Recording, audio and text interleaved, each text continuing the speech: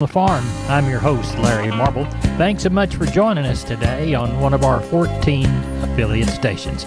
We're brought to you proudly each and every day by D&D Farm and Ranch. That's ddtexasoutfitters.com. Neighbor, let's take a look at our holiday week weather. Today, Wednesday, showers, lows anywhere from, say, 47 to 51, highs anywhere from 57 to 60. Thursday, a chance of a scattered thunderstorm, lows somewhere between 52 and 58, our highs somewhere between 68 and 71.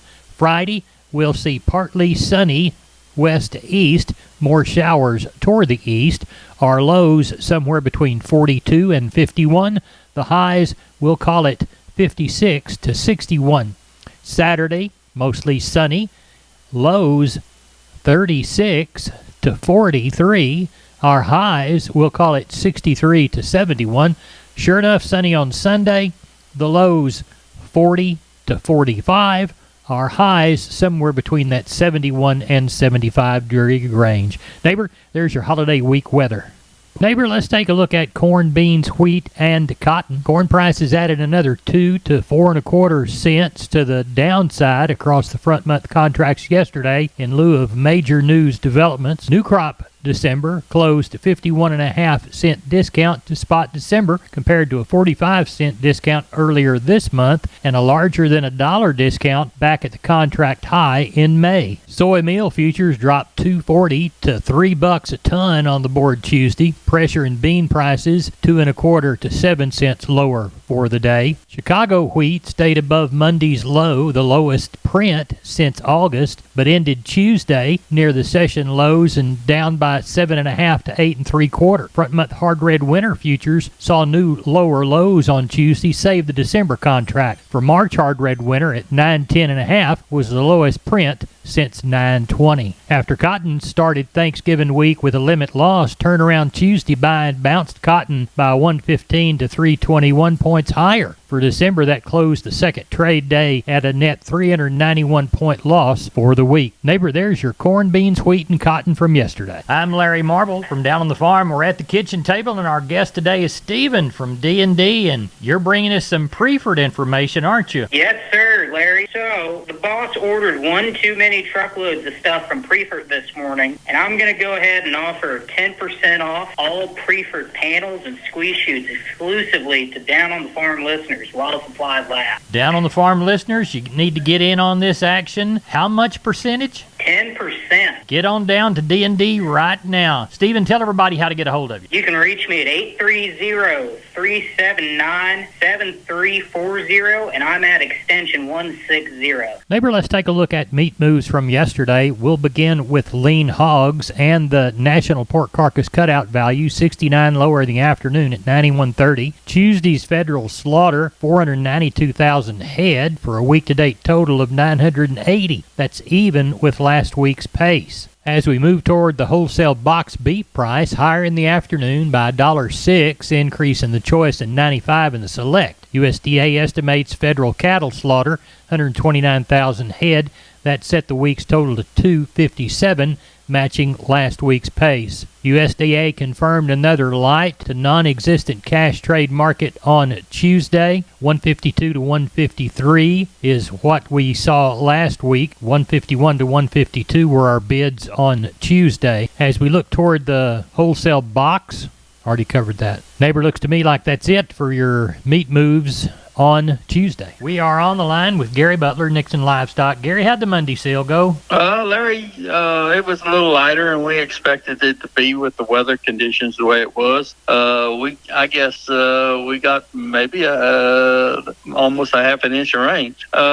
Cattle, we had 442, 122 cows and 7 bulls. Market was good, Larry. I was sort of leery about it. A lot of the big players were out, but we had plenty of buyers and got along real well. 2 and 3 weight steers $1.47 to $1.75. Heifers $1.22 to $1.43. 3 and 4 weight steers $1.39 to $2.03. Heifers $1.06 to $1.53. 4 and 5 weight steers $1.45 to $1.95. Heifers $1.29 to $1.91. 5 and 6 weight steers $1.47 $1.90. Heifers $1.27 $1.58. 6 and 7 weight steers, $1.32 to $1.67. And the heifers, $1.23 to $1.50. 7 and 8 weight steers, bull yearling, $1.29 to $1.48. And the heifers, $1.06 to $1.33. Slaughter cows got 76 for the best cow. Slaughter bulls, 90 to $1.06.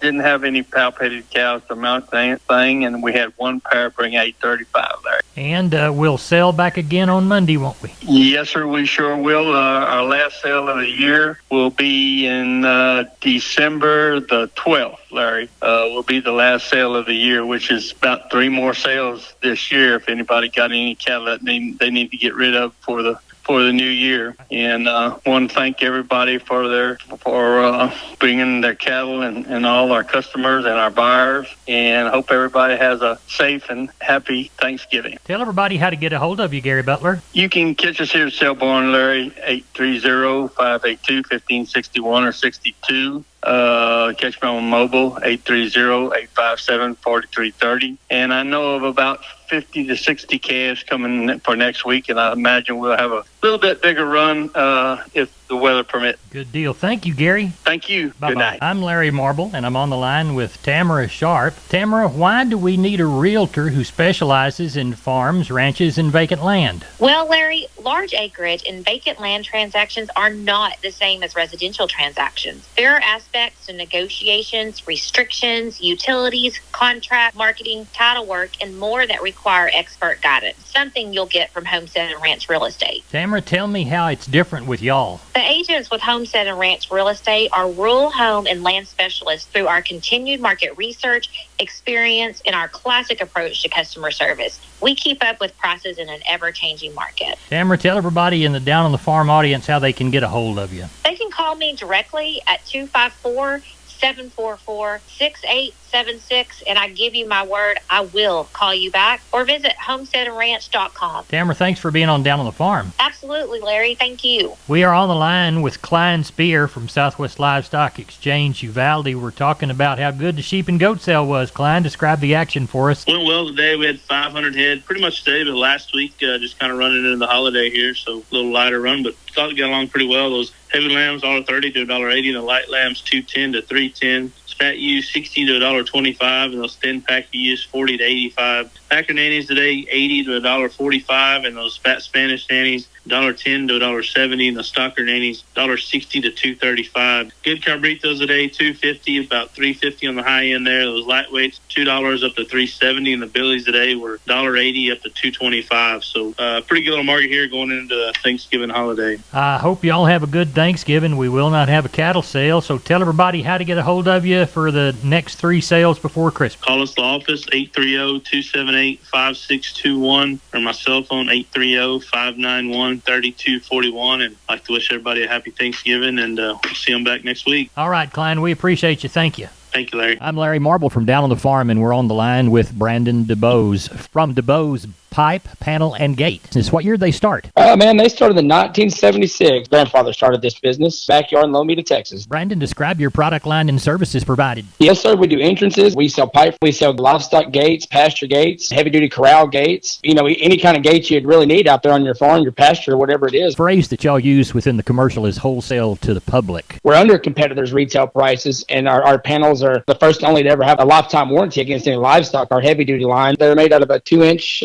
Schedule 80 pipe frame and inch and 5/8 14-gauge rails, and they're going to weigh around 150 pounds. We're very confident in the way they're built, the material they're built out of. We're very confident in our employees that put these things together. And, man, there's nothing more frustrating than going buying a competitor's panel and setting up your pins and having a bull try to jump out of it and tear 3 or 4 panels, and there you are having to go buy 3 or 4 more. When ours, man, you bring that panel back, show us where they try to jump through to jump over, and if it's damaged by any livestock beyond use, let us know, man. We replace it, no questions asked. Now, you offer financing, too. We go through a company called Sweet Pay Financing. It's been a very handy tool. You're at the Lomita location. Give us your phone number for the Lomita location. Lomita location, we can be reached at area code 512-752-3200. And the website, www.dubospanels.com. Neighbor, now it's time for today's edition of Texas News and Views with Farm Bureau's Kerry Martin. Kerry, what's our topic? Another poor rating for the Texas wheat crop. I'm Kerry Martin with Texas News and Views on the Texas Farm Bureau Radio Network.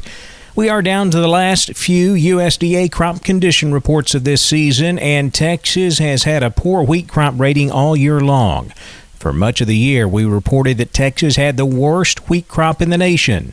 But now, USDA's Brad Rippey says we only have the second worst wheat crop in the nation. 52% of the crop rated very poor to poor is Colorado, and that is a 7-point increase from last week. Not too far behind is Texas, 49% very poor to poor. Oklahoma at 41%, and the number one production state, Kansas, coming in at 40%, as well as Nebraska. So again, this crop has a lot of hurdles to overcome due to drought, early season cold, leaving it poorly established. And we've got the overwintering period ahead of us, and we'll have to see how it looks when we get to the spring. Here's how the wheat ratings in this week report shake out. They're rating 19% of the Texas wheat crop good to excellent, 32% fair, and just under half, 49% of the Texas wheat crop rated poor to very poor. The report also shows that 95% of the wheat has been planted, 80% has emerged. Cotton harvest also moving forward here in Texas as we wrap up this year's crop. 71% of the cotton crop now harvested.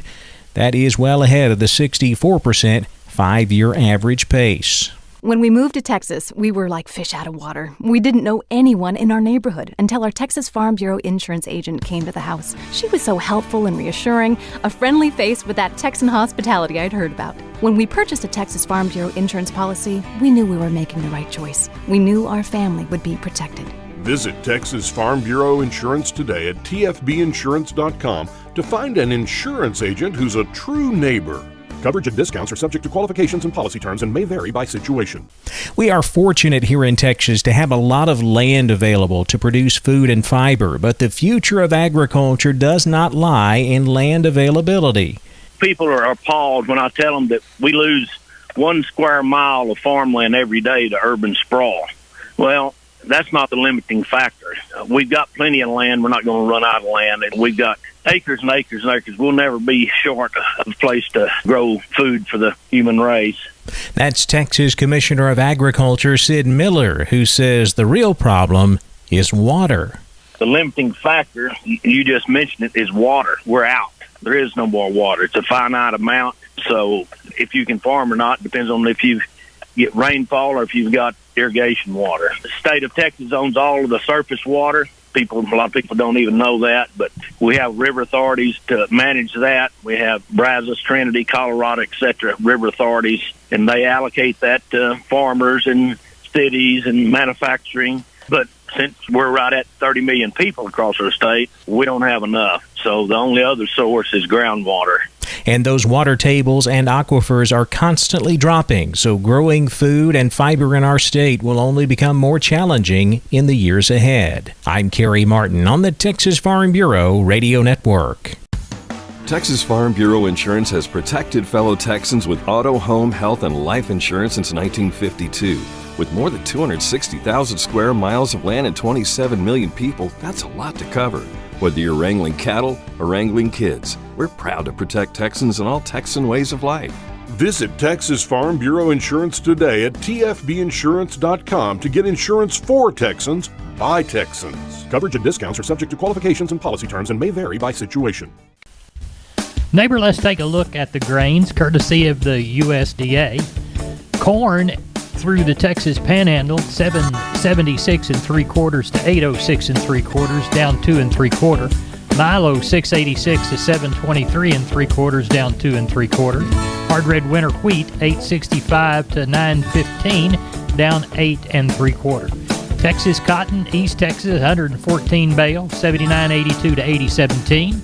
West Texas 508 bale at 80.17 to 81.67.